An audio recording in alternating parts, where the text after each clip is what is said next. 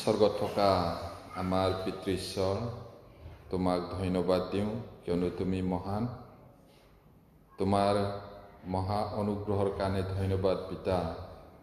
তুমি আমাক যি প্ৰেম কৰিলা তাৰ পৰিশোধ হিচাপে আমি একোকেই দিব নোৱাৰোঁ। প্ৰভু, আমি যেন শুভবাৰ্তাৰ বাণী লৈ আনৰ আগত যাব পাৰোঁ আৰু এইদৰে তোমাৰ বাধ্য সন্তান হৈ শুভবাৰ্তা প্ৰচাৰ কৰি তোমাৰ প্ৰেমৰ পৰিশোধ যেন কৰিব পাৰোঁ। প্ৰভু, আমাক তুমি কৃপা কৰা আৰু মণ্ডলীৰ সকলো ভাই ভনীৰ কাৰণে প্ৰাৰ্থনা কৰোঁ। ইয়াত অহা সকলোকে তুমি আশীৰ্বাদ কৰিবা, শাস্ত্ৰীয় বচন বুজিবলৈ আটাইৰে মন মুকলি কৰিবা আৰু যিসকলে শয়তানৰ দ্বাৰা পৰীক্ষিত হৈ জগতত ফুৰি আছে তেওঁলোকক তুমি জয় হ'বলৈ, মন পালতাই ঘূৰি আহিবলৈ শক্তি দান কৰা প্ৰভু। আৰু যিসকল কাম বনৰ কাৰণে ব্যস্ততাৰ কাৰণে মন হ'লেও আহিব পৰা নাই, প্ৰভু তুমি তেওঁলোকৰ লগতো থাকা। আৰু যিসকলে নৰিয়াত পৰি আহিব পৰা নাই তেওঁলোককো তুমি সুস্থতা দান কৰিবা। বাকী সময় প্ৰভু তোমাৰ হাতত ৰাখিছোঁ। পবিত্ৰ আত্মা ঈশ্বৰ, তুমি আমাৰ শিক্ষক হৈ শিক্ষা দিয়া। প্ৰাৰ্থনা যীশু নামত খুজিছোঁ, আমেন।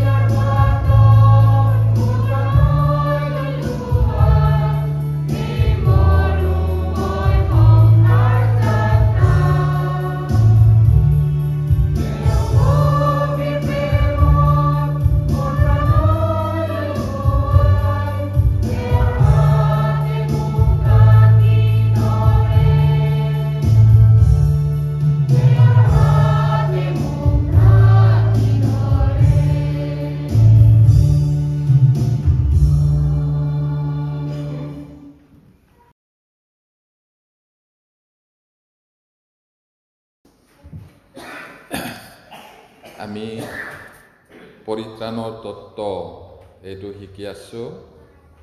বহুত মানুহৰে ভুল ভাৱনা আছে। স্বৰ্গ যাবলৈ হ'লে ভাল কাম কৰিব লাগে বুলিহে ভাবে।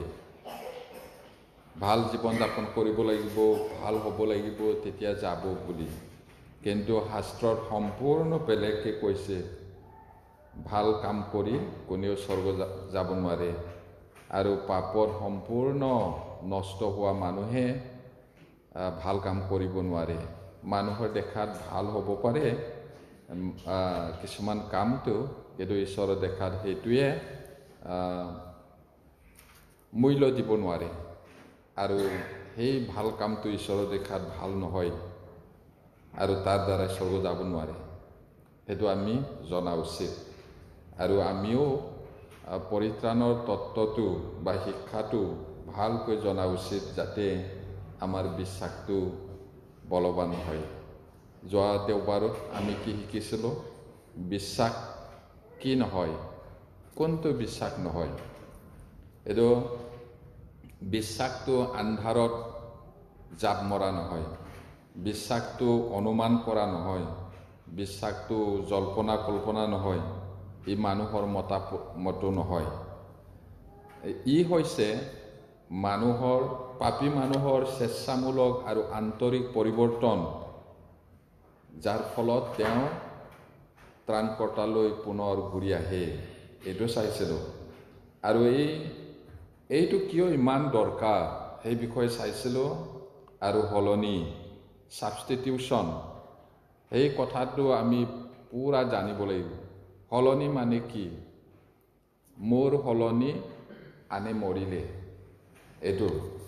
তাৰপিছত পুৰণি নিয়মৰ সলনিটো অস্থায়ী আছিলে, পাৰ্মানেণ্ট নহয়। কি দিছিলে? পাপীৰ সলনি জন্তুটো দিছিলে, আৰু এইটো পাৰ্মানেণ্ট নহয়। সেইটো চাইছিলোঁ। তাৰপিছত স্থায়ী সলনি বা পাৰ্মানেণ্ট ছাবষ্টিটিউশ্যন, সেইটো কি আছিলে? নতুন নিয়মত আপোনাৰ সলনি যীচুক বলি দিছিলে, আৰু সেইটো পাৰ্মানেণ্ট হয়।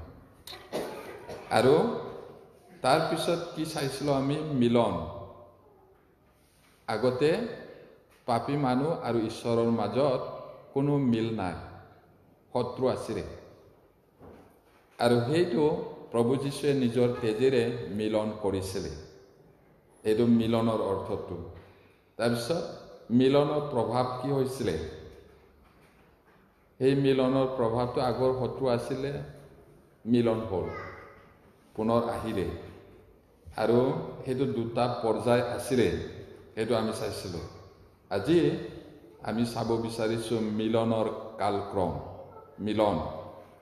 এতিয়া যদি আমি চাওঁ বাইবেলত, আপোনালোকেও জানে, এডেনত যেতিয়া মানুহক থৈছিলে ঈশ্বৰে, যেতিয়ালৈকে সাপৰ কথা লৈ নেখাবা বুলি কোৱা গছৰ ফলটো খোৱা নাছিলে, তেতিয়ালৈকে কিমান বছৰ আছিলে নাজানো। পাপ নকৰা আগত কিমান বছৰ ঈশ্বৰৰ লগত বা আছিলে, এইটো বাইবেলত কোৱা নাই। সেই তেতিয়ালৈকে ঈশ্বৰৰ লগত ফেল'শ্বিপ কৰে, সংগতি। সেই সংগতিৰ সময়ত ঈশ্বৰেও চায়, মানুহেও চায়, মুখামুখি। সেইটো আছিলে, মুখামুখি হৈছিল। কিন্তু মানুহ পতন হোৱাৰ পিছত, পতন হোৱা মানে পাপত পতন হ'ল, ধ্বংস হ'ল, এনেকুৱা চোৱাটো ঈশ্বৰৰ মুখটো ঘূৰাই পিনি গ'ল, মানুহেও ঘূৰাই পিনি গ'ল পাপত পতন হোৱাৰ পিছত। এতিয়া সেইটো ক'ত হৈছিলে? এডেন বাৰীত। ইজনে সিজনৰ মুখটো নচোৱাকৈ ঘূৰি গ'ল। ঈশ্বৰো নিজৰ ৰাস্তাত গ'ল, মানুহো নিজৰ ৰাস্তাত গ'ল, অপথে গ'ল, ভেড়াৰ নিচিনা, সেইটো কৈছিলে। তাৰপিছত কি হ'ল? কালবাৰীত প্ৰভু যীশুৱে নিজকে মৃত্যুলৈ সোধাই দিলে, আৰু তেওঁৰ তেজত আমাৰ পাপবোৰ ক্ষমা কৰিলে। এতিয়া কি হ'ল কালবাৰীত?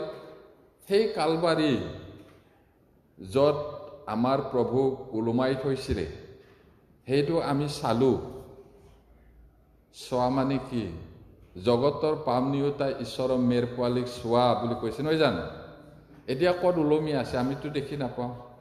চোৱা মানে বিশ্বাস কৰা, সেইটোলৈ আমি চালোঁ।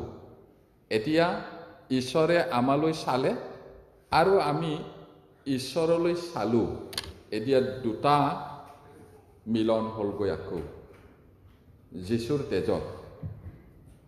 সেইটো ভালকৈ জানিব লাগে। সেই কামটো আমি কেনেকৈ কৰিলোঁ? মন পালটন। আমি শুভবাৰ্তাটো শুনিলোঁ বাইবেলৰ পৰা, হয়তো বাক্য প্ৰচাৰ কৰা নতুন জন্ম পোৱা পাষ্টৰে হওক, এভাঞ্জেলিষ্ট হওক, তাৰ পৰা শুনিলোঁ। শুনি পেলাই আমি যে পাপী, অযোগ্য, অধম, কোনো উপায়ে নাই, তাৰ কাৰণে আমি অনুতাপ কৰিলোঁ। আৰু প্ৰভুৰ তেজত যে ঈশ্বৰে আমাৰ পাপটো অতীত, বৰ্তমান, ভৱিষ্যতৰ আটাইবোৰ ক্ষমা কৰিলে, সেইটো ইয়েছ বুলি বিশ্বাস কৰিলোঁ। ঈশ্বৰলৈ ঘূৰিলোঁ, ঈশ্বৰেও আমালৈ ঘূৰিলে। পুনৰ মিলন। আৰু এতিয়া কি কৰিলে? আমি ঘূৰিলোঁ, ঈশ্বৰেও ঘূৰিলে। কি হ'ল তেতিয়া? আমাৰ পাপটো প্ৰায়শ্চিত্ত হ'ল, পৰাচিত কৰিলে আমাৰ পাপটো। সেইটো এতিয়া আমি বাইবেলখন চাম, একেবাৰে স্পষ্ট আমাৰ পাপটো যে পৰাচিত কৰিলে, সেই কথাটো ক্লিয়াৰলি লিখিছে। আৰু আমাৰ কাৰণে মাত্ৰ নহয়, বহুতৰ ভুল ভাৱনা আছে। খ্ৰীষ্টিয়ানবিলাকে ভাবে গীৰ্জাত আহি কান্দি কান্দি প্ৰাৰ্থনা কৰাৰ কাৰণে তেওঁলোকৰ পাপটো মোচন কৰিলে, প্ৰায়শ্চিত কৰিলে বুলি। নহয়। শাস্ত্ৰমতে ক্ৰুচত যীশুৱে মৰাটো, তেওঁৰ তেজ দিয়াটো খ্ৰীষ্টিয়ানৰ কাৰণে মাত্ৰ নহয়, গোটেই পৃথিৱীৰ কাৰণে দিলে। আচলতে ক্ষমা কৰিলে। যিজনে বিশ্বাস কৰে সিয়ে পায় সেই পৰিত্ৰাণটো, অনন্ত জীৱনটো। সেইটো কথা।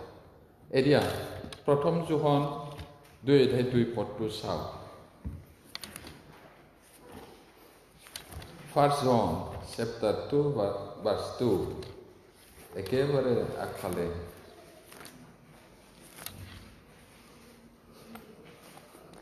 First John chapter 2 verse 2, প্ৰথম যোহন 2:2 পদ পঢ়িম। আৰু তেওঁৱে আমাৰ পাপৰ প্ৰায়শ্চিত্ত, কেৱল আমাৰেই নহয় গোটেই জগতৰো। ইমান স্পষ্ট, আৰু আমি এইটো চেমিনাৰ সময়ত পাই থাকোঁ। তেওঁৱেই কোন হয়? তেওঁ যীশু। যীশুৱে আমাৰ পাপৰ প্ৰায়শ্চিত, আমাৰ কাৰণে মাত্ৰ নহয়, গোটেই পৃথিৱীৰ মানুহৰ কাৰণে এই বুলি কৈছে। আৰু একেখন কিতাপৰে 4:10 চাওকচোন, ৰাইট ছাইডত। চেম বুক চেপ্টাৰ 4 verse 10 পঢ়িম। ঈশ্বৰক যে আমি প্ৰেম কৰিলোঁ এনে নহয়, কিন্তু তেওঁহে আমাক প্ৰেম কৰিলে আৰু আমাৰ পাপৰ প্ৰায়শ্চিত্ত হ'বলৈ নিজ পুত্ৰক পঠাই দিলে। ইয়াতেই প্ৰেম আছে। প্ৰিয় ভাই ভনীসকল, বাইবেল কিমান আচৰিত। বাইবেলে কি কৈছে? বাইবেলে কৈছে মানে ঈশ্বৰে কৈছে। বাইবেলে কোৱা মানে ঈশ্বৰে কোৱা। এতিয়া কি কৈছে? ঈশ্বৰক যে আমি মৰম কৰিলোঁ এনেকুৱা কথা নহয়, কিন্তু তেওঁহে আমাক মৰম কৰিলে। যেতিয়া আমি পাপী আছিলোঁ, উপায়হীন আছিলে, আমাক বচাবৰ কাৰণে, বিচাৰি ৰক্ষা কৰিবৰ কাৰণে পিতৃ ঈশ্বৰে নিজৰ পুত্ৰ যীশুখ্ৰীষ্টক এই পৃথিৱীলৈ পঠালে। আৰু আমাৰ পাপৰ প্ৰায়শ্চিত্ত হ'বলৈ, আমাৰ পাপটো পৰাচিত হ'বলৈ নিজৰ পুত্ৰকে পঠাই দিলে। ইয়াতে মৰমটো কি হয় আমি জানো, তাতে প্ৰেম আছে। আৰু এই প্ৰেমটো মানুহৰ প্ৰেম নহয়। মানুহৰ প্ৰেমটো বা মানুহৰ মৰমটো চেলফিছ মৰম কৈছে। The love of man is selfish. If you love me, I love you. এনেকুৱা। এতিয়া ঈশ্বৰৰটো কি হয়? আগাপে প্ৰেম কৈছে। গ্ৰীকত বহুত আচৰিত গ্ৰীক ভাষাটো। কোনটো বা ক'লে ডেকা গাভৰুৰ ভাল পোৱা, কোনটো বা ক'লে গিৰিয়েক ঘৈণীয়েকে ভাল পোৱা মানে মৰম কৰা, কোনটো বা ক'লে বন্ধু বান্ধৱক, কোনটো বা ক'লে পৰিয়ালক। এইটো আগাপে বুলি ক'লে এইটো ঐশ্বৰিক প্ৰেম। ঐশ্বৰিক প্ৰেম মানে আমি ভাল হোৱাৰ কাৰণে আমাক মৰম কৰিছে তেনেকুৱা নহয়। সত্যও প্ৰেম। তুমি একেবাৰে গেলি গ'ল সত্বেও মই তোমাক প্ৰেম কৰোঁ। তুমি একেবাৰে অধম অযোগ্য গোন্ধাই গ'ল গেলি পাপত, হ'লেও মই তোমাক মৰম কৰোঁ। আমাৰ পৰা কিবা এটা পাবলৈ আশা কৰি মৰম নকৰে ঈশ্বৰে। সেইটো এতিয়া ঈশ্বৰৰ প্ৰেম আচৰিত প্ৰেম। এতিয়া প্ৰায়শ্চিত্তৰ অৰ্থটো কি হয় গ্ৰীক ভাষাত? গ্ৰীক ভাষাত মানে হিলাছ মাছ বুলি কয়। এই হিলাছ মাছৰ অৰ্থ হৈছে অনুকূল কৰি তোলা বা সন্তুষ্ট কৰা। পাপী মানুহৰ প্ৰতি ঈশ্বৰ একেবাৰে সন্তুষ্ট নহয়, শত্ৰু হয়। সেই ঈশ্বৰক সন্তুষ্ট কৰিবলৈ হ'লে পাপীয়ে মৃত্যু দিব লাগিব, মৰিব লাগিব। পৰাচিত কৰিবলৈ হ'লে তেজ লাগে কোৱা নাই জানো? ইব্ৰী 9:22 লিখা আছে নহয়, তেজ উলিওৱা নহ'লে পাপ মোচন নহয়, তেজ ওলালে মৃত্যু হয়। তেতিয়া মানুহৰ পাপটো পৰাচিত কৰিবলৈ হ'লে, ক্ষমা কৰিবলৈ হ'লে তেজ লাগে। যেতিয়ালৈকে তেজটো নাপাব, পাপীৰ কাৰণে মৃত্যুটো নাপাব, পাপৰ মূল্যটো হ'ল মৃত্যু, সেইটো নিদিয়ালৈকে ঈশ্বৰ সন্তুষ্ট নহয়। এতিয়া প্ৰায়শ্চিত্ত এই শব্দটো গ্ৰীক ভাষাত হিলাছ মাছ বুলি কয়। আৰু এই হিলাছ মাছ মানে সন্তুষ্ট কৰা। যীশুৱে নিজৰ তেজটো বোৱাই দিলে পুৰা, তেতিয়া ঈশ্বৰ সন্তুষ্ট হ'ল। আৰু মানুহৰ মুক্তিটো এদিন দুদিন নহয়, অনন্ত কালৰ কাৰণে প্ৰভুৱে আনিব পাৰিলে। কিয় বুলি ক'লে, প্ৰভু যীশুৰ যিটো প্ৰায়শ্চিত্তমূলক sacrificial death, in that death God was satisfied, happy. তাৰপিছত অনন্ত মুক্তিটো দিলে, আনন্দিত হৈ সন্তুষ্ট। সেইটো এতিয়া প্ৰায়শ্চিত্তৰ পদ্ধতি কেনেকৈ পৰাচিত কৰিছিল? ৰোমিয়া 3:25, ৰোমান্স চেপ্টাৰ 3:25-26 পঢ়িলেহে অসমীয়াত ভালকৈ বুজি পাব। পঢ়িম। ঈশ্বৰে তেওঁৰ ধৈৰ্য গুণত পূৰ্বে কৰা নানা পাপৰ দণ্ড নিদিয়াকৈ থকাৰ কাৰণে নিজ ধাৰ্মিকতা দেখুৱাবলৈ আৰু যিহতে যীশুত বিশ্বাস কৰাজনক ধাৰ্মিক বুলি গণিত কৰিব পাৰে আৰু তাক কৰিও তেওঁ যেন ধাৰ্মিক হৈ থাকে, এই আশয়েৰে এই বৰ্তমান কালত নিজৰ ধাৰ্মিকতা দেখুৱাবৰ কাৰণে যীশুখ্ৰীষ্টৰ তেজত হোৱা বিশ্বাসৰ দ্বাৰাই যি প্ৰায়শ্চিত্ত, সেই প্ৰায়শ্চিত্ত স্বৰূপে তেওঁক প্ৰকাশ কৰিলে। কিমান আচৰিত কথা! মানুহ শত শত বছৰ ধৰি, হাজাৰ হাজাৰ বছৰ ধৰি পাপ কৰি আহিলে, তথাপি ঈশ্বৰে দণ্ড দিয়া নাই। আৰু পিছত তেওঁ আমাৰ প্ৰায়শ্চিত্তৰ কাৰণে নিজৰ পুত্ৰ যীশুক পঠাই দিলে, যাতে তেওঁৰ তেজত বিশ্বাস কৰাৰ দ্বাৰাই মানুহ ধাৰ্মিক হয়। মৃত্যু, পাপৰ বেজটো মৃত্যু, সেই মৃত্যুটো প্ৰভুৱে দিলে। আৰু তেওঁ মুক্তিটো আনিলে। এতিয়া যিজনে তেওঁক বিশ্বাস কৰে, তেওঁ ধাৰ্মিক বুলি ঈশ্বৰে হিচাপ কৰে। আৰু ঈশ্বৰ নিজে ধাৰ্মিক হৈও থাকিলে। এইটো কালবাৰী ক্ৰুচত প্ৰেম আৰু ন্যায় মিক্স আছে। প্ৰেমো আছে তাত আৰু ন্যায়টোও তাত ৰাখিছে। এতিয়া ইফিচিয়া 2:13 এইদৰে কৈছে। Ephesians 2:13 Ephesians chapter 2 verse 13 chapter 2 verse 13 পঢ়িম। কিন্তু এতিয়া খ্ৰীষ্ট যীশুত আশা দেখি আগে দূৰ হ'লেও তোমালোক খ্ৰীষ্টৰ তেজৰ দ্বাৰাই ওচৰ হ'লা, কিয়নো তেওঁ আমাৰ শান্তি।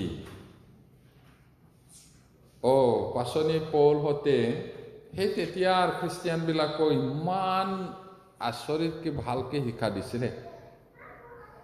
তেওঁ ঈশ্বৰৰ পৰা কথাটো পায় আৰু বিশ্বাসীবিলাকক কয়, আৰু তেওঁলোক নিজেই আছিলে, নিজৰ মুখেৰে কৈছে, কিমান ভাল আছিলে।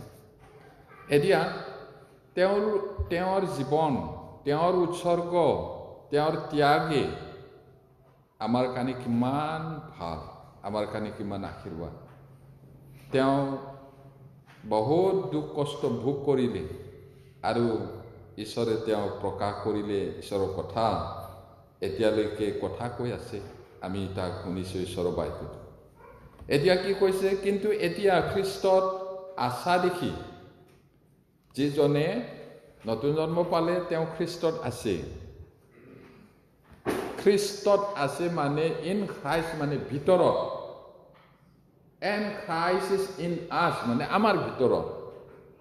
এনেকা নহয়, এনেকা ওপৰত নহয়, ভুল কৰিব নালাগে। যিজন খ্ৰীষ্টত আছে তেওঁ নতুন সৃষ্টি। এতিয়া কোনোবা যদি খ্ৰীষ্টত আছে মানে খ্ৰীষ্টৰ ভিতৰত, নতুন জন্ম পোৱা বা পৰিত্ৰাণ পোৱা মানুহে খ্ৰীষ্টৰ ভিতৰত থাকে আৰু খ্ৰীষ্ট আমাৰ ভিতৰত থাকে, এইটো কৈছে। এতিয়া কি ক'লে? খ্ৰীষ্টত আশা দেখি, আমি খ্ৰীষ্টত আছো কাৰণে আগত দূৰ আছিল যদিও তোমালোক খ্ৰীষ্টৰ তেজৰ দ্বাৰাই ওচৰ হ'লা। মানুহ ঈশ্বৰৰ পৰা বহুত দূৰত গৈছিলে, কিন্তু যীশুত আছো এতিয়া, সেইকাৰণে ঈশ্বৰৰ ওচৰ হ'লোঁ, কিয়নো তেওঁ আমাৰ শান্তি। ঈশ্বৰৰ শান্তি আমাক আছে, কিয়নো তেওঁ শান্তি। ক'ত লিখা আছে যীশু শান্তি হয় বুলি?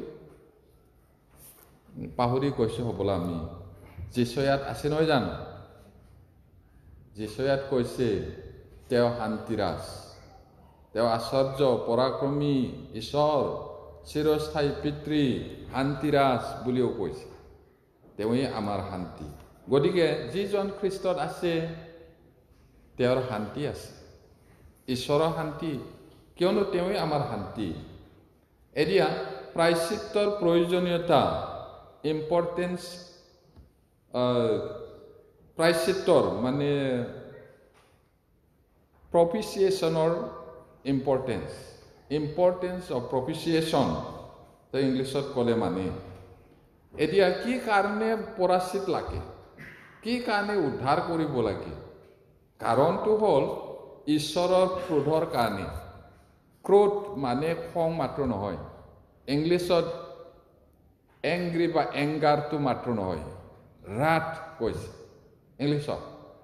অসমীয়াত ক'লে খং উঠাটো, খংটো ইমান ডাঙৰ নহয়, ক্ৰোধ ক'লে মানে ভয়ানক হয়। এতিয়া ঈশ্বৰৰ ক্ৰোধৰ বাবে মানুহৰ বেয়াৰ প্ৰতি ঐশ্বৰিক স্বভাৱৰ এই কঠোৰ প্ৰতিক্ৰিয়া। মানুহৰ স্বভাৱটো ঈশ্বৰৰ মৰমৰ পৰা আঁতৰি গৈছিল অবাধ্যতাৰ কাৰণে। অবাধ্য, নকৰিবা, নাখাবা, ঘৰটো খাইছে, খোৱা মানে কি চেলেঞ্জ কৰিছে। ঈশ্বৰে কৈছে নাখাবা, খালে মৰিবা, মই খামেই, কি কৰিবা, কোৱা নিচিনা। এইটো চেলেঞ্জ কৰি গুচি গ'ল। সেইটো মানুহৰ পাপ মানে অবাধ্য, এটা ৰেখাটো পাৰ হৈ যোৱা। এতিয়া ৰামায়ণত লিখা আছে লক্ষ্মণ ৰেখা বুলি, এইটো পাৰ হ'লে বিপদ, লক্ষ্মণ ৰেখা কোৱা নিচিনা। ঈশ্বৰে এটা ৰেখা দিছে, এইটো পাৰ হ'লে মৰিব, মই পাৰ সংকি কৰিব কোৱা নিচিনা খাই দিলে তাৰপিছত বিপদটো আহিল মানুহৰ জীৱনত সেইটোৰ কাৰণে ঈশ্বৰৰ খং এতিয়া ঈশ্বৰে খং নুঠিবলৈ ঈশ্বৰৰ পৰা ক্ষমা পাবলৈ হ'লে পৰাচিতটো লাগে যদি পৰাচিত নহয় প্ৰপিচিয়েশ্যন যদি হোৱা নাই তেতিয়াহ'লে সি নৰকত যাব সেইটোৰ কাৰণে পৰাচিতটো বহুত দৰকাৰ যদি পাপতে থাকি থাকে ঈশ্বৰ অতিশয় ক্ৰোধান্বিত হ'ব আৰু বিচাৰ কৰি অনন্ত নৰকত পেলাই দিব আৰু সেই ঈশ্বৰৰ খঙৰ পৰা বাচিবৰ কাৰণে কোনো উপায় নাই মানুহে ভাল জীৱন যাপন কৰিব লাগিব ভাল কৰ্ম কৰিব লাগিব তেতিয়া যাব ৱাও গেলি যোৱা মানুহটো কেনেকৈ ভাল কাম কৰিব আম গুটিটো গেলি গ'ল সি যদি কয় মই ভাল হ'ম ভাল কাম কৰিম ক'ত হ'ব এইটো মানুহটো ঈশ্বৰৰ এখন মানুহক গছৰ লগত তুলনা কৰিছে যদি ভাল গুটি নধৰে কুঠাৰটো লাগি আছে কুঠাৰ ভাল গছ ধৰা মানে মন পালতাই নতুন জন্ম পাব লাগে নহ'লে মৃত্যুটো লগতে আছে এতিয়া ঈশ্বৰে কোৱা মতে মানুহ একেবাৰে অৱস্থাই নাই ভৰি তলুৱাৰ পৰা মাথাৰ তালুলৈকে গেলি যোৱা সেই মানুহটো আৰু কি ভাল কাম কৰিব হস্পিটালত কৈছে আছে মানুহটো বহুত চিৰিয়াছ আইচিউত থকা নিচিনাহে মানুহ ঈশ্বৰৰ দেখা সি যদি কয় মই ভাল কৰ্ম কৰিম হস্পিটালত হ'ব নেকি এইটো আত্মিক বিষয়ে মানুহটো আইচিউত আছে যেনে তেনে সেইকাৰণে পৰাচিতটো লাগে প্ৰায়চিত্তটো লাগে যাতে ঈশ্বৰৰ খংটো নাইকিয়া হৈ যায় আমি ক্ষমা পাই পৰিত্ৰাণ পাওঁ বহুত ইম্পৰ্টেণ্ট হয় এইটো যোহন 3:36 Gospel John chapter 3 verse 36 Gospel John chapter 3 verse 36 যোহন শুভবাৰ্তা যোহন 3:36 পঢ়িম পুত্ৰত বিশ্বাস কৰা জনৰ অনন্ত জীৱন আছে পুত্ৰক অমান্য কৰা জনে জীৱনৰ দৰ্শন নাপাব কিন্তু ঈশ্বৰৰ ক্ৰোধহে তেওঁৰ ওপৰত থাকে ইয়াতে চাওকচোন ভাই ভনীসকল যিজনে পুত্ৰত বিশ্বাস কৰে পুত্ৰ মানে যীশু মানুহৰ পুত্ৰ বুলিও কয় যিজনে তেওঁ বিশ্বাস কৰে তেওঁৰ অনন্ত জীৱন আছে পাবগৈ নহয় আছে এইটো আনে কেনেকুৱা ভাবে কেনেকুৱা ভুল বুজে আমি তেনেকুৱা হোৱা উচিত নহয় ভাই ভনীবিলাক যি মুহূৰ্তত আমি যীশু সঁচাকৈ বিশ্বাস কৰিলোঁ জানিলোঁ সেই মুহূৰ্তৰ পৰা অনন্ত জীৱনটো পালোঁ কিন্তু বহুত বিশ্বাসী খ্ৰীষ্টিয়ান বুলি কোৱাবিলাকে সদায় সদায় ভাল কৰ্ম কৰিলে গীৰ্জা গৈ থাকিলে এদিন পাম এইটোহে হয় এনেকুৱা বিশ্বাস আছে বহুতৰ এইটো সঁচা বিশ্বাস নহয় আমি চাই আছোঁ এতিয়া কি হয় তেতিয়াহ'লে পুত্ৰত বিশ্বাস কৰা জনৰ অনন্ত জীৱন আছেই আৰু এতিয়া পাবগৈ নহয় তাৰপিছত পুত্ৰক অমান্য কৰা জনে জীৱনৰ দৰ্শন নাপাব যিজনে শুভবাৰ্তাক অগ্ৰাহ্য কৰে ৰিজেক্ট কৰে শুভবাৰ্তা মানে যীশুৰ বিষয়ে কোৱা হৈছে তেওঁ পাপৰ কাৰণে মৰিল আমাৰ সলনি আমাক পৰাচিত কৰিবলৈ আৰু আমি যেন ধাৰ্মিক হৈ স্বৰ্গ যাব পাৰোঁ সেইটো কাৰণে তেওঁ মৃত্যুৰ পৰা তুলিলে আমাৰ পাপটো অতীত বৰ্তমান ভৱিষ্যতৰ আটাইবোৰ ক্ষমা কৰিলে এইটো শুভবাৰ্তা এইটো যীশুৰ দয়া ঈশ্বৰৰ দয়া সেইটো যদি বিশ্বাস নকৰে ৰিজেক্ট কৰা হয় আৰু এনেকুৱা মানুহে জীৱনটো দেখি নাপায় স্বৰ্গ যোৱাটো দূৰৰ কথা জীৱনটো কি দেখি নাপায় এই অনন্ত জীৱনৰ কথা তাৰপিছত কি থাকিব ইয়াত কিন্তুটো বহুত ডাঙৰ কিন্তু বুলি কৈছে বাইবেলৰ এটা এটা কিছুমান শব্দটো বহুত গুৰুত্বপূৰ্ণ ইয়াত ওপৰত দুটা সেন্টেন্স কোৱাৰ পিছত লাষ্টত কিন্তু ঈশ্বৰৰ ক্ৰোধহে তেওঁৰ ওপৰত থাকে এটা বহুত জোৰ খং আৰু ক্ৰোধৰ মাজত সম্পূৰ্ণ বেলেগ মই কলো বহুত খং উঠা আপুনি খং উঠিলে ঈশ্বৰক একো হিলাব নোৱাৰে আপুনি বহুত হাঁহি ফূৰ্তি হ'লেও ঈশ্বৰৰ লাভ নহয় নহয় জানো বহুত খং উঠিলে ঈশ্বৰক কি কৰিব পাৰিব তুমি ধাৰ্মিক হ'লে ঈশ্বৰক কি লাভ হ'ব বুলিও কৈছে যদি পৰিত্ৰাণ নোপোৱাকৈ ধাৰ্মিক জীৱন যাপন কৰে ধৰ্ম কৰ্ম কৰে কি লাভ হ'ব ঈশ্বৰৰ আৰু ঈশ্বৰক নালাগে সেইটো মিছা হয় বুলি ক'লেও ঈশ্বৰক কি হানি কৰিব পাৰিব যিছু সঁচা নহয় মিছা হয় এনে হয় এতিয়া তুল পাৰ লাগি আছে জগতত কি হানি কৰিব ঈশ্বৰক ধৰি লওক এজন মগনীয়া ভিখাৰী ধনী মানুহৰ ঘৰত আহিলে আৰু সেই ভিক্ষা মগা মানুহটোৱে এই ধনী মানুহৰ লগতে যদি যুঁজি যায় কি কৰিব পাৰিব সি যদি কিবা এটা দিয়ে থেংক ইউ মালিক বাবু বুলি ল'বহে লাগে সি কি দিছে এই কি দিছে বুলি যদি যুদ্ধ লাগে একো কৰিব নোৱাৰে একো কৰিব নোৱাৰে ঈশ্বৰৰ ক্ৰোধহে থাকে আৰু এদিন ঈশ্বৰে সঁচাকৈ খং কৰিব যিবিলাকে খ্ৰীষ্টৰ মানুহবিলাকক বাৰ্তা প্ৰচাৰকবিলাকক তাৰপিছত পাচনিবিলাকক মাৰি পেলাইছিলে তেজ ওলাইছিলে সিহঁতে তেজ পান কৰিব লাগিব এদিন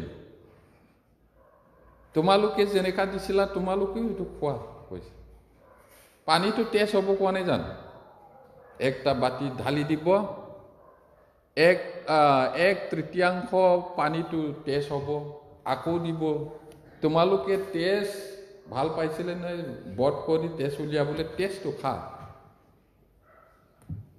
আছে এদিন পাব এইটো ক্ৰোধ আৰু এনেকৈ খং উঠিব কোনেও তিষ্টিব নোৱাৰিব এই নৰা সৰু সৰু টুকুৰাটো ঘূৰ্ণি বতাহত উৰি যোৱাটোৰে উৰি যাব তেতিয়া কোনেও মই ডাঙৰ মানুহ বুলি ক'ব নোৱাৰে আৰু বহুত মানুহ আছে মই ঈশ্বৰ বুলি কোৱা তেতিয়া ঈশ্বৰ বুলি ক'বনে ঈশ্বৰৰ আগত বাইবেলতে লিখা আছে মিছৰ দেশত মই ঈশ্বৰ বুলি কয় ৰজাই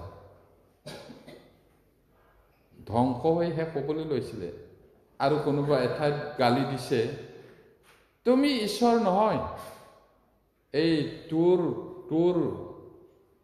তোৰৰ ৰজাক গালি দিছে তুমি ঈশ্বৰ নহয় শত্ৰুৱে আহি গোটেইটো ধ্বংস কৰি পেলাব তাৰপিছত এই চিটিটো একেবাৰে মই এনেকৈ হাৰি পেলাম ধূলিয়ে সৈতে সম্পূৰ্ণ ধ্বংস কৰিব শত্ৰুৱে তাৰপিছত এদিন জালুৱাইবিলাকে তোমাৰ জাগাত জাল মেলা ঠাইহে হ'ব এইটো হ'লনে নাই আচৰিত বাইবেলত আছে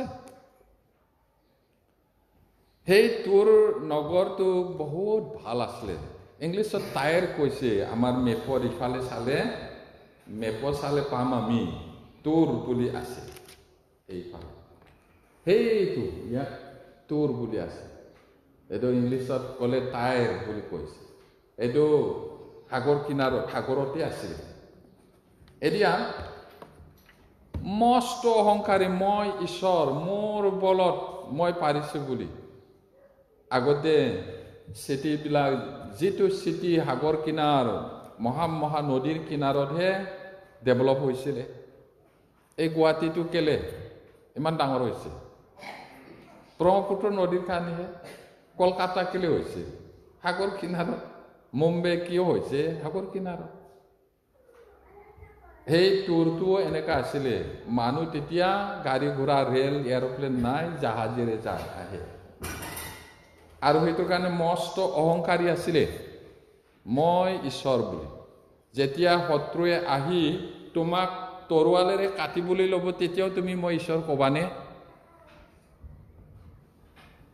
পিছত আলেকজেণ্ডাৰ দ্য গ্ৰেট হতে ধ্বংস কৰিলে সেইটো, আৰু এতিয়া জাল মাৰি জালুৱাইবিলাকে জাল মেলে সেই জাগাত, একজেক্টলি বাইবেলত কোৱাৰ দৰে। এনেকুৱা খং উঠিব ঈশ্বৰে এদিন আটাই পাপীবোৰৰ ওপৰত। সেই খঙৰ পৰা বাচিবলৈ হ'লে প্ৰায়শ্চিত্ত লাগে, কিন্তু গৰু ছাগলীৰ পাৰৰ তেজে নোৱাৰে। সেইকাৰণে যীশুৱে মৰিলে। সেইটো এতিয়া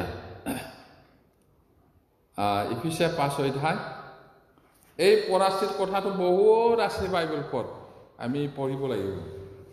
ইফিছিয়ান চেপ্টাৰ 5 ভাৰ্ছ 6, কাৰণ এইটো অতি গুৰুত্বপূৰ্ণ বিষয়। ইফিছিয়ান 5:6,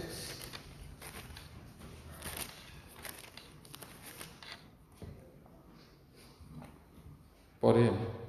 অনৰ্থক বাক্যৰ দ্বাৰাই তোমালোকক ভুলাবলৈ কাকো নিদিবা, কিয়নো সেইবোৰৰ দ্বাৰাই অবাধ্যতাৰ সন্তানবিলাকৰ ওপৰলৈ ঈশ্বৰৰ ক্ৰোধ আহে। এতিয়া অন্য শুভবাৰ্তা প্ৰচাৰ কৰা বহুত মানুহ আছে।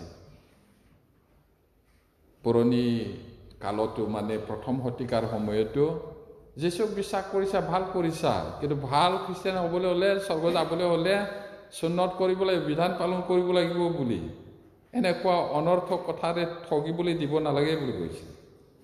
আমিও ঠগ খাব নালাগে প্ৰিয়সকল। যদি সন্দেহ হয় বাইবেলটো আৰু ভালকৈ চাব লাগে, আৰু কোনোবাই যদি কিবা কৈছে বাইবেলৰ মতে হয় না নহয়।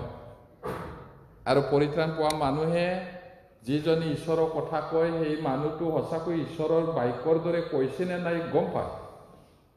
জিভাটো নিমখ লাগিছে নে নাই জানে না নাই? জানে। কাণেও জানে, কাণেও গম পায়। আমি যদি ঈশ্বৰৰ লগত চলো গম পাব। এতিয়া কলচীয়া 3:6 মই কৈ গৈ আছো, সেইবোৰৰ কাৰণে অবাধ্যতাৰ সন্তানবিলাকৰ ওপৰলৈ ঈশ্বৰৰ ক্ৰোধ আহে। যদি অবাধ্য হয়, ঈশ্বৰৰ মৰমটো যদি গ্ৰহণ নকৰে, তেওঁলোকৰ ওপৰত ঈশ্বৰৰ ক্ৰোধটো আহিব। বহুত আছে। কেলে ইমানটো কৈছে? কাৰণ ঈশ্বৰৰ ক্ৰোধ, ঈশ্বৰৰ খংটো তেওঁবিলাকৰ ওপৰত আহিব এদিন। সেই ঈশ্বৰৰ খঙৰ পৰা ৰক্ষা পাবলৈ এতিয়াই পলাব লাগিব, ঈশ্বৰলৈ আহিব লাগিব, প্ৰভু যীশুৰ তেজত পৰাচিত হ'ব লাগিব, তেতিয়াহে বাচিব। আমি এতিয়া প্ৰকাশিত বাক্যটো অলপ দীঘলীয়াকৈ চাম। প্ৰকাশিত বাক্য চাওকচোন, ৰিভেলেশ্যন চেপ্টাৰ 6:16, চেপ্টাৰ 6:16, 6 অধ্যায় 16 পদ। প্ৰকাশিত বাক্য, এইটো মেলিয়াই থব, পঢ়িম। আমাৰ ওপৰত পৰি সেই সিংহাসনত বহি থকা জনাৰ সন্মুখৰ পৰা আৰু সেই মেৰ পোৱালীৰ ক্ৰোধৰ পৰা আমাক লুকোৱা। এনেকুৱা ভয়ানক দিন আহিব, পাপীবোৰে শিলৰ খুৰুঙত সোমাব, ক'ৰবাত লুকাব। সেই মেৰ পোৱালী মানে যীশুৰ ক্ৰোধৰ পৰা আমাক ৰক্ষা কৰক, ঢাকি দিয়ক বুলি ক'ব। লুকাবলৈ ঠাই নাই। সেইটো কৈছিল, এনেকুৱা দিন আহিব, আমাক লুকোৱা বুলি। মেৰ পোৱালী মানে যীশু। আৰু 11 অধ্যায়টো চাওঁ, চেপ্টাৰ 11 ভাৰ্ছ 17-18, 11 অধ্যায় 17 পৰা 18। অসমীয়াত ডাইৰেক্ট আছে দুইটাটোৱে, পঢ়িম। হে বৰ্তমান ভূত আৰু সৰ্বশক্তিমান প্ৰভু পৰমেশ্বৰ, আমি তোমাৰ ধন্যবাদ কৰোঁ, কিয়নো তুমি নিজ মহাপৰাক্ৰম লৈ ৰাজত্ব গ্ৰহণ কৰিলা। আৰু পৰজাতিবিলাকৰ খং উঠিছিল, কিন্তু তোমাৰ ক্ৰোধ উপস্থিত হ'ল আৰু মৃতবিলাকৰ উৎবিচাৰ কৰিব আৰু তোমাৰ দাগ ভাৱবাদীসকলক পবিত্ৰ লোকসকলক আৰু তোমাৰ নামত ভয় কৰা সৰুবৰ সকলোকে পুৰস্কাৰ দিব আৰু পৃথিৱী নাশকবিলাকক নাশ কৰিবৰ সময় উপস্থিত হ'ল। আচৰিত কথা কৈছে ইয়াত প্ৰিয়সকল। এতিয়া আমি যি ঈশ্বৰক সেৱা কৰিছোঁ তেওঁ পৰমেশ্বৰ, পৰম যুগ ঈশ্বৰ, পৰম ঈশ্বৰ। আমি তোমাৰ ধন্যবাদ কৰোঁ বুলি স্বৰ্গত যোৱা ভাই ভনীবিলাকে কৈছে। এতিয়া কি কাৰণে তেওঁক গৌৰৱ প্ৰশংসা মান মৰ্যাদা দিব লাগে? কিয়নো তুমি নিজ মহাপৰাক্ৰম লৈ মহাশক্তিৰে ৰাজত্ব গ্ৰহণ কৰিলা। প্ৰভু যীশুৱে ৰাজত্ব গ্ৰহণ কৰিব। আৰু পৰজাতিবিলাকৰ খং উঠিছিল। পৰজাতি মানে ইছৰাইলৰ দিনত, তেতিয়াৰ দিনত ইছৰাইল আৰু বেলেগ জাতি, এইটো পৰজাতি। বৰ্তমান যুগত কেৱল ইছৰাইল আৰু পৰজাতি নহয়, ইছৰাইল হ'লেও নতুন জন্ম নাপালে ঈশ্বৰৰ দেখাৰ এইটো পৰজাতি হয়। এতিয়া নতুন জন্ম পোৱা নোপোৱা, নতুন জন্ম পোৱাটো ঈশ্বৰৰ মানুহ, নতুন জন্ম নোপোৱাটো পৰজাতি। এতিয়া পৰজাতিয়ে কিমান খং উঠিছে, প্ৰচাৰ কৰিব নালাগে বুলি কৈছে নহয় জানো? পৰ্ব পালন কৰিব নালাগে বুলি গীৰ্জাঘৰ কিমান ভাঙি আছে, কিমানক মাৰি আছে, হিচাপ কিতাপ নাই, দুখ পাই আছে। আৰু মুকলিকৈ যীশুৰ কথা ক'বই নোৱাৰা হৈছে। এতিয়া খং উঠিছিল বুলি কৈছে নহয় জানো? এতিয়া তুমি তোমাৰ ক্ৰোধ কিন্তু তোমাৰ ক্ৰোধ উপস্থিত হ'ল সেই সময়ত, ক্ৰোধ আৰু মৃতবিলাকৰ সুদবিচাৰ কৰিব। এতিয়া মৰাবিলাককো সুদবিচাৰ কৰিব গৈছে। মৰা মানুহে কেতিয়া কথা কয়? এই গুৱাহাটী কোৰ্টত লৈ যাওকচোন ডেড বডিটো, বিচাৰকে হেল্ল' তোমাৰ নাম কি বুলি মাতিব নেকি? বাইবেলত আচৰিত কথা কৈছে, মৰাবিলাককো বিচাৰ কৰিব। মানে কি? মানুহটো মৰিলে দেহা মাটিত থাকি যায়, মানুহটো যায়। মৃতবিলাক মানে নৰকত যাব লগা মানুহ, সিহঁতেও থিয় হ'ব লাগিব, সিহঁতক বিচাৰ কৰিব এটা এটাকৈ। সেই দিনটো আহি আছে। মৃতবিলাকৰ সুদবিচাৰ কৰিবৰ সময় হ'ল। তোমাৰ দাস ভাৱবাদীসকলক, পবিত্ৰ লোকসকলক, ভাৱবাদী, পুৰণি নিয়মৰ ভাৱবাদী, পাচনিবিলাক, পবিত্ৰ লোক মানে নতুন জন্ম পোৱা মানুহ, আৰু তোমাৰ নামত ভয় কৰা সৰু ডাঙৰ পুৰস্কাৰ দিবৰ সময় হ'ল। সেই সময়ত তাৰপিছত পৃথিৱীৰ নাশকবিলাকক নাশ কৰিবৰ সময় উপস্থিত হ'ল। পৃথিৱীৰ নাশটো পৃথিৱীৰ নাশ কৰা, ধ্বংস কৰাৰ নায়কটো হ'ল শয়তান। আৰু শয়তানে কি কৰে? মানুহবিলাকক লৈ কাম কৰি আছে। শয়তানে এইদৰে কাম কৰে। শাস্ত্ৰৰ মতে নতুন জন্ম নোপোৱা মানুহবিলাকৰ নতুন জন্ম পোৱাত যিমান পাৰে সিমান বাধা দিয়ে। আৰু নতুন জন্ম পোৱাৰ পিছত নতুন জন্ম পোৱা খ্ৰীষ্টিয়ানবিলাকক ভাল খ্ৰীষ্টিয়ান হ'বলৈ নিদিয়ে।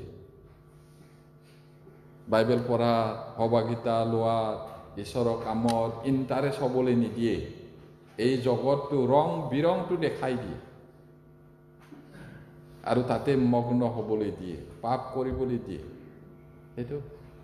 সেই শয়তানক পেলাব আৰু তাৰ দূতবিলাককো পেলাব। শয়তানৰ পৰিচাৰক বহুত আছে। যদি নতুন জন্ম নোহোৱাকৈ পাষ্টৰো হৈছে, এভাঞ্জেলিষ্টো হৈছে, ৰেভাৰেণ্ড হৈছে, তাত ডাঙৰ বিষয় নহয়। তেওঁলোকৰ থ্ৰুৱেদি কাম কৰে। আৰু অনেক গুৰু আছে, ধৰ্মগুৰু, তেওঁলোকৰ থ্ৰুৱেদি কাম কৰি আছে, ধ্বংসই কৰে। এদিন বিচাৰটো হ'ব। আৰু একেখন কিতাপৰে 14 অধ্যায় 10 পদ, Same book, chapter 14, verse 10.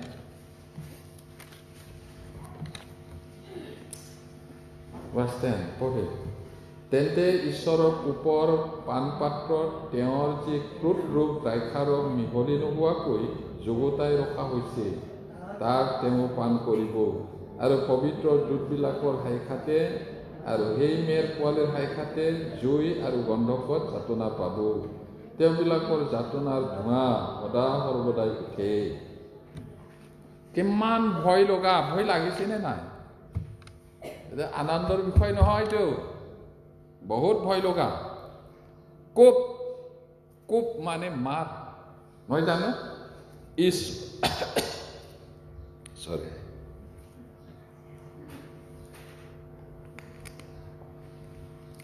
ঈশ্বৰৰ ওপৰ পাণপাত্ৰত বুলি কৈছে। পাণপাত্ৰ মানে বাতি খোৱা। এতিয়া ঈশ্বৰৰ খং আৰু মাৰৰ পাণপাত্ৰ কৈছে। সেইটো কিমান ভয়ানক হ'ব? তেওঁৰ ক্ৰোধ ৰূপ দ্ৰাক্ষাৰস, খঙৰ দ্ৰাক্ষাৰসে কৈছে। এইটো আচল, এইটো ৰস নহয়, এইটো ককা কলা নহয়, এইটো আঙুৰৰ ৰস নহয়, খঙৰ ৰস। আৰু এনেকৈ পিয়ৰকে খং মিহলি নাই কিছু তাত। ঈশ্বৰৰ ক্ৰোধটো এনেকে জমা কৰি থৈছে, সেইটো কোনো মিহলি নাই, মিক্স নাই, পাক্কা বিশুদ্ধ খং, সেইটো কৈছে। তাৰপিছত কি কৰিব?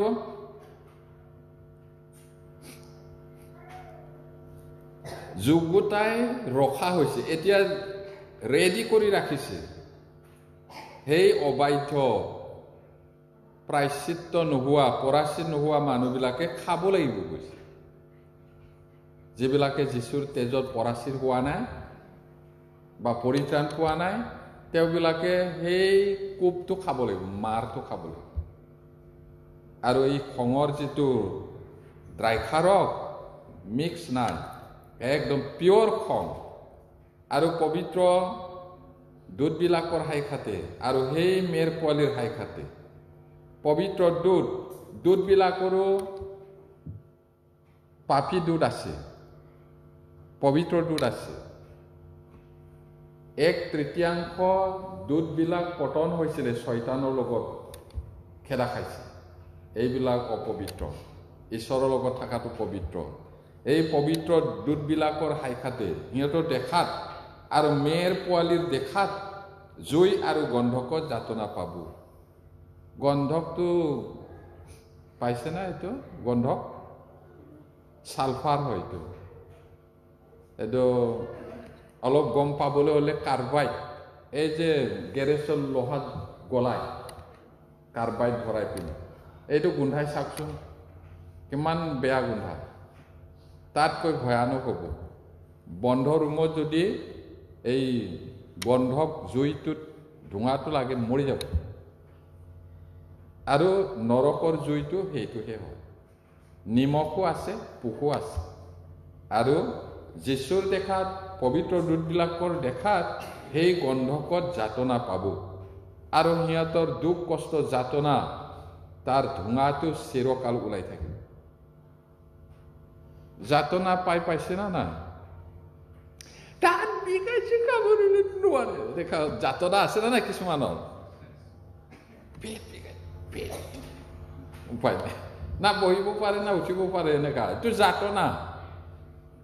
আৰু সেই নৰকৰ যাতনা গোন্ধাবও ভয়ানক, পোকটোও কামুৰি থাকিব, নিমখো আছে। আৰু এই বহি পিনে এনেকৈ কামুৰি থাকিব নহয়, বহুত স্পীড,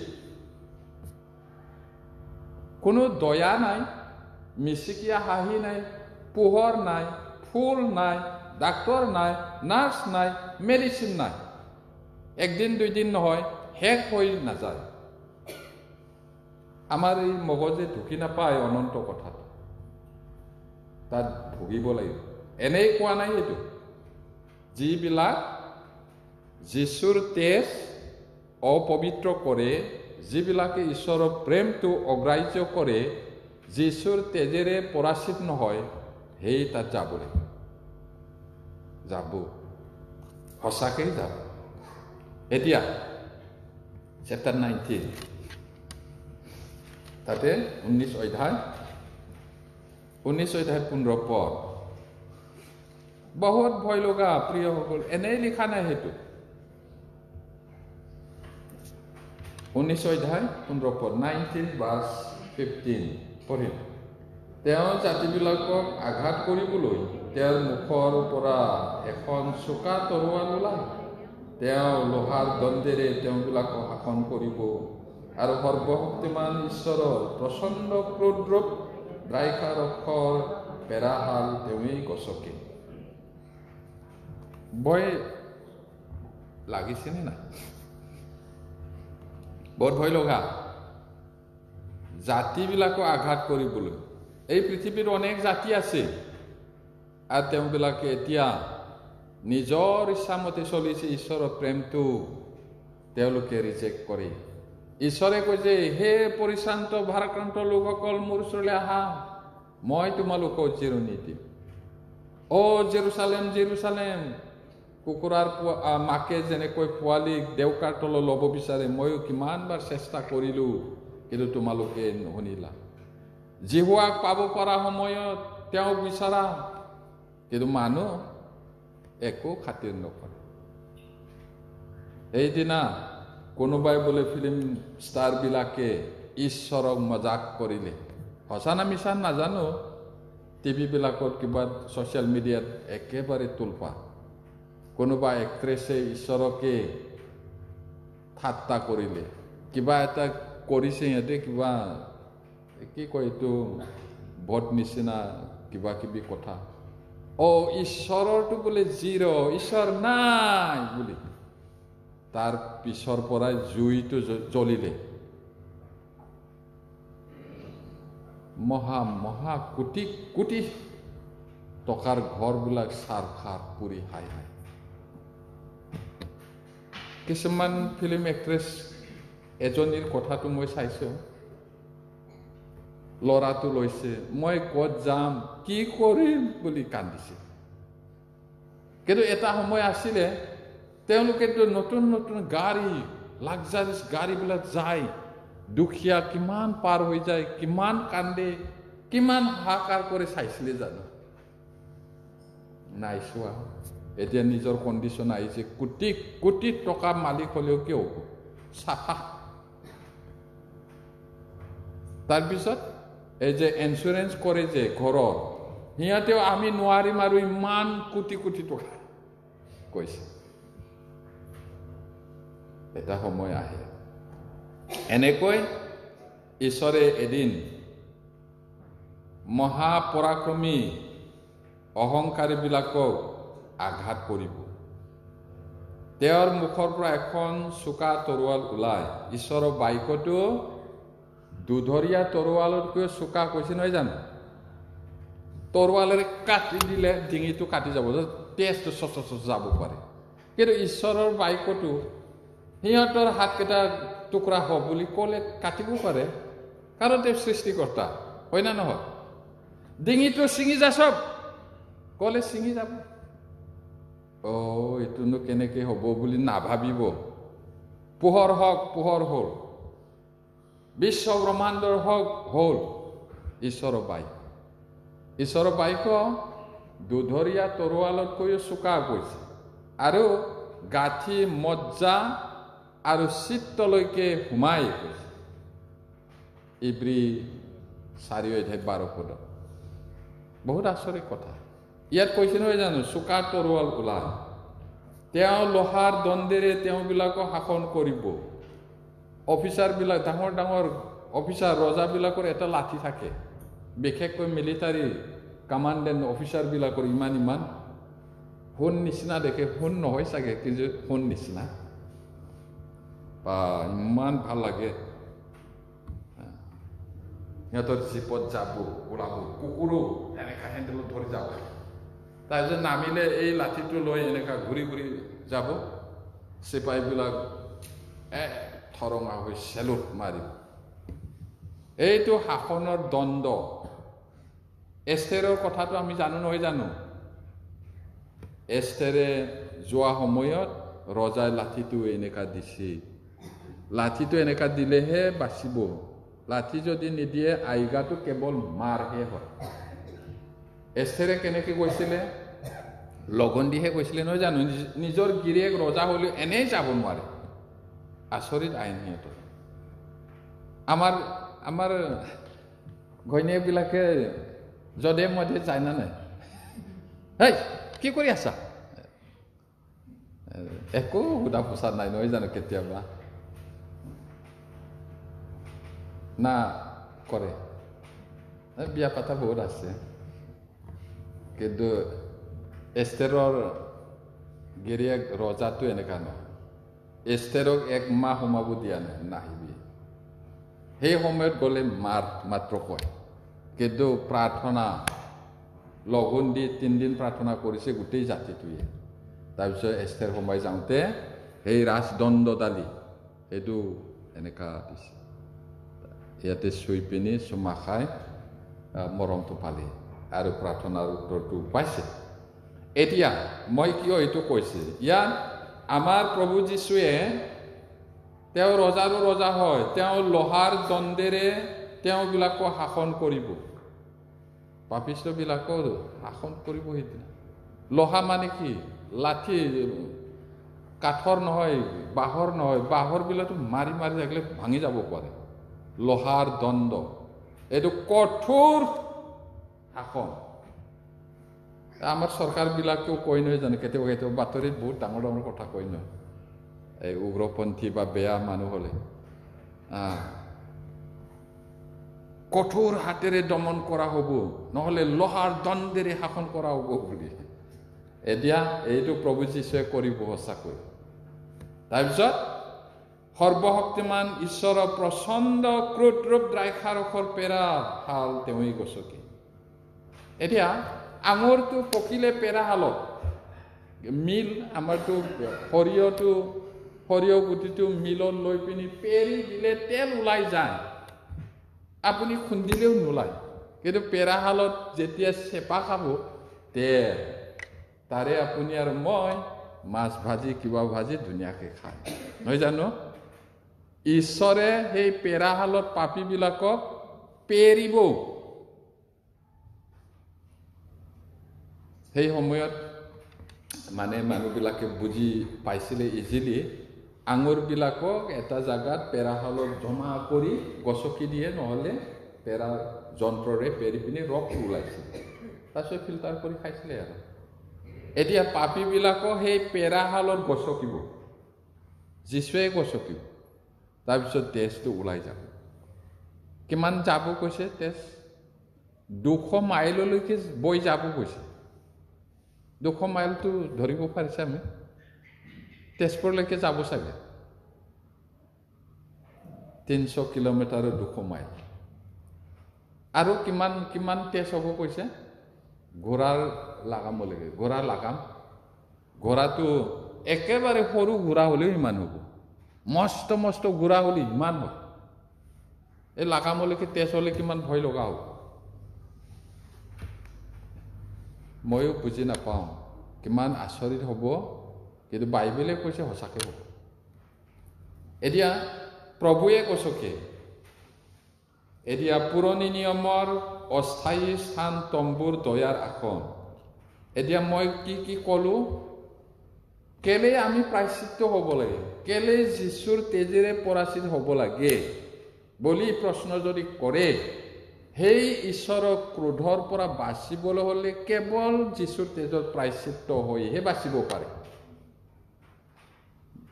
কেলে প্ৰায়শ্চিত্ত কৰিব লাগে বুলি ক'লে সেই ক্ৰোধৰ পৰা বাচিবলৈ নহ'লে এইদৰে তেওঁ শাস্তি পাব এতিয়া বাইবেলত মাৰ্চিচিট বুলি কয় সেইটো কি বুলি কয় ধৰ্মধামত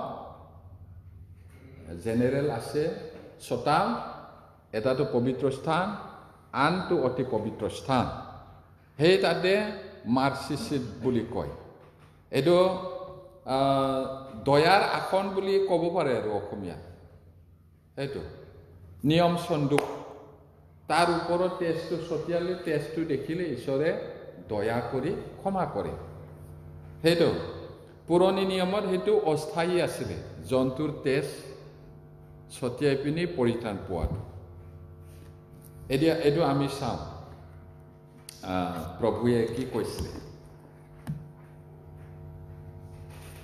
যাত্ৰা পুস্তক Exodus 25 verse 22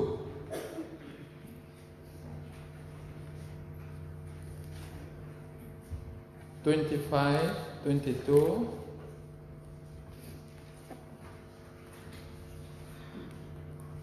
অধ্যায় যাত্ৰা পুস্তক 25 অধ্যায় 22 পদ পঢ়িম আৰু মই সেই ঠাইতে তোমাৰে সৈতে সাক্ষাৎ কৰিম পাপাবৰণৰ ওপৰৰ পৰা হাইসকলৰ চন্দুকৰ ওপৰত থকা কৰুল দুটাৰ মাজৰ পৰা ইছৰাইলৰ সন্তানবিলাকৰ নিমিত্তে যি যি আজ্ঞা দিম তাৰ বিষয়ে তোমাৰে সৈতে কথা বতৰা হওঁ এইটো মাৰ্চি চিট কোৱাটো পাপাবৰণ বুলিও কয় পাপটো আৱৰণ কৰে ঢাকি দিয়ে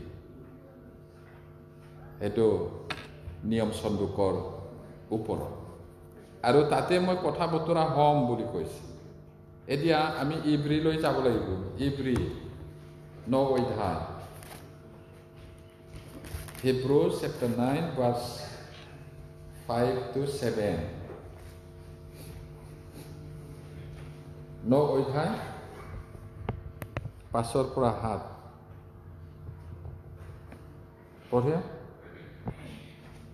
আৰু সেই চন্দুকৰ ওপৰত পাপাবৰণৰ ছাঁ কৰি ধৰা প্ৰতাপৰ 2 কৰুব আছিল এই সকলোৰ বিষয়ে ভাঙি ক'বলৈ এতিয়া প্ৰয়োজন নাই এইদৰে সেইবোৰ নিৰ্মিত হলত পুৰোহিতসকলে আৰাধনাৰ কাৰ্য সিদ্ধ কৰিবলৈ প্ৰথম কোঠালীত সদায় সোমায় কিন্তু দ্বিতীয়টোত হ'লে কেৱল মহাপুৰোহিতে বছৰেকত এবাৰ সোমায় কিন্তু যি তেজ নিজৰ নিমিত্তে আৰু মানুহবিলাকৰকে নাজানি কৰা পাপৰ নিমিত্তে উৎসৰ্গ কৰে সেই তেজ নোলোৱাকৈ নোসোমায় এতিয়া চাওক কেনেকুৱা আছিলে এইটো কৈছে পাপাবৰণ মাৰ্চি চিট এইটো বা দয়াৰ আসন বুলিও ক'ব পাৰে তাতে এনেকা স্বৰ্গদূতৰ আকৃতি এনেকা ঢাকি ৰাখে তাৰ মাজতে চন্দুকটো আছে সেইটো এতিয়া এইবোৰ কথা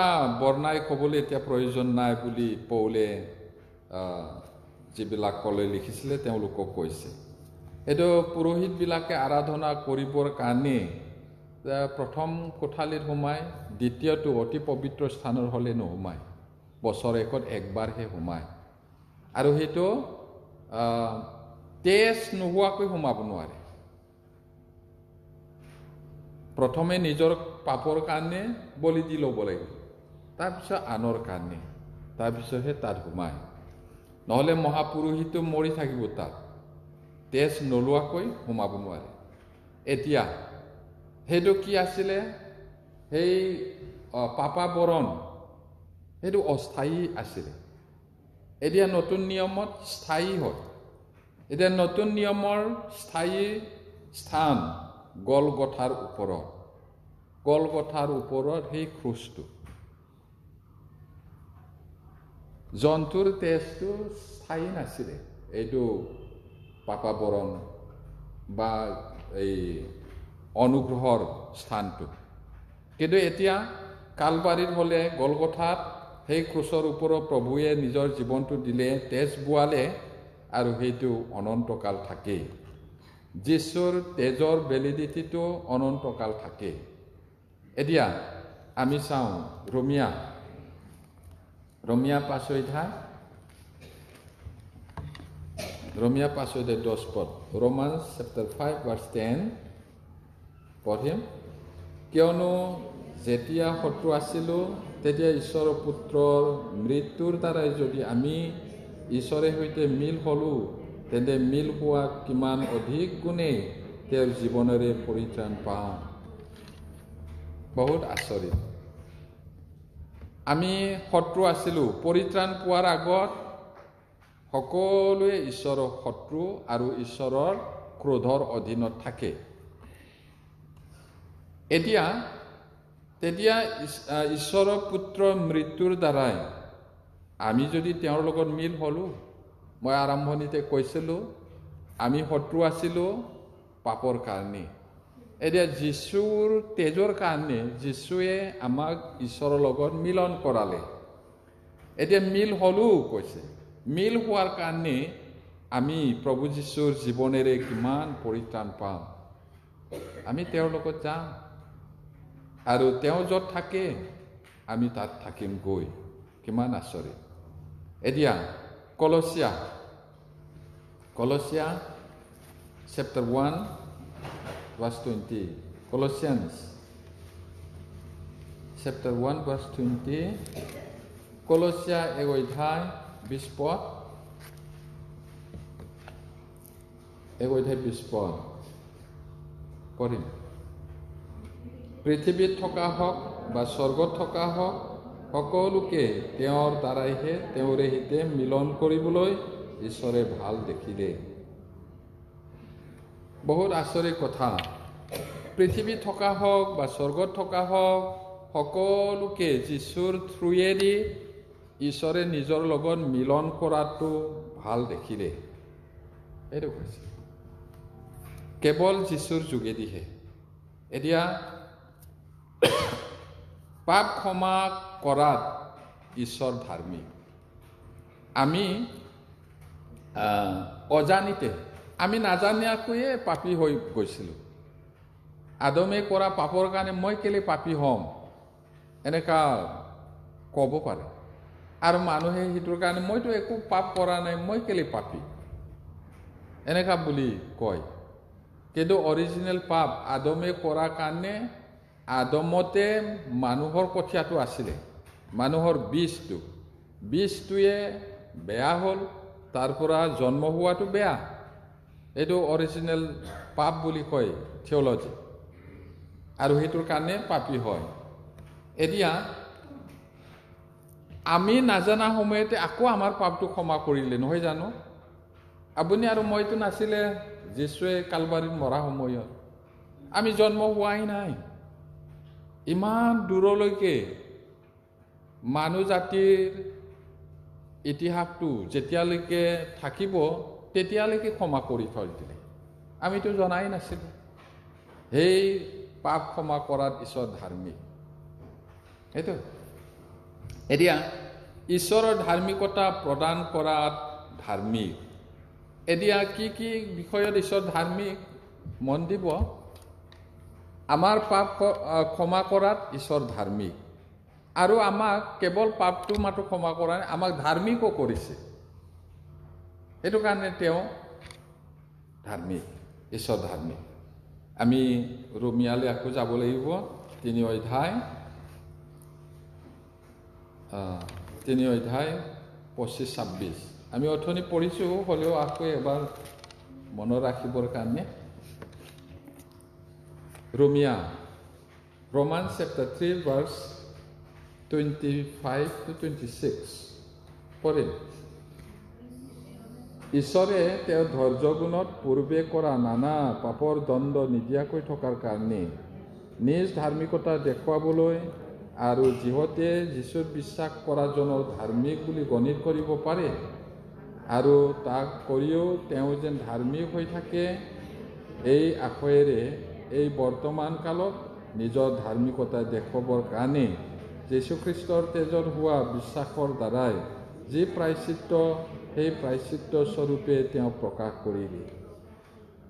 আমাৰ পাপটো ক্ষমা কৰোঁতে তেওঁ ধাৰ্মিক, আৰু আমাক ধাৰ্মিক কৰাতেও তেওঁ ধাৰ্মিক। আমি পাপ কৰি থকা সময়তো তেওঁ আমাক শাস্তি নিদিলে, তেওঁ ধাৰ্মিক। এতিয়া পাপ মোচন, ৰিমিশ্যন অফ চিন।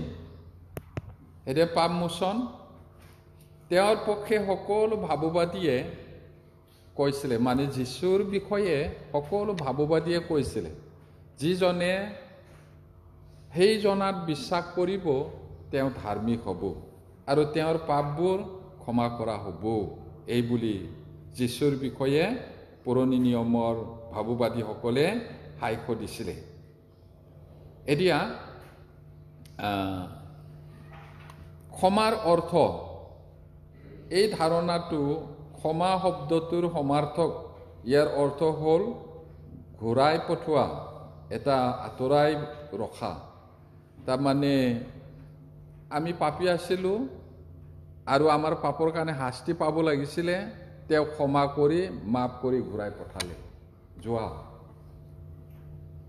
এই কথাটো বুজিবলৈ হ'লে ব্যভিচাৰ কৰাত ধৰা পৰা তিৰোতাক কোৱা নাছিলে জানো যীশুৱে? কোনেও তোমাক দুখী নকৰিলেনে? তেওঁ কৈছে, হে প্ৰভু, কোনেও নকৰিলে, ময়ো দুখী নকৰোঁ, যোৱা। এইটো ঘূৰাই পঠালে, মাৰা নাই। সেইটো এতিয়া মথিয়ে লিখা 1:19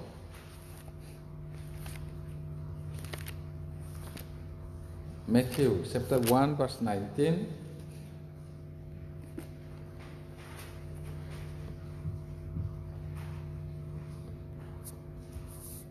পঢ়িম।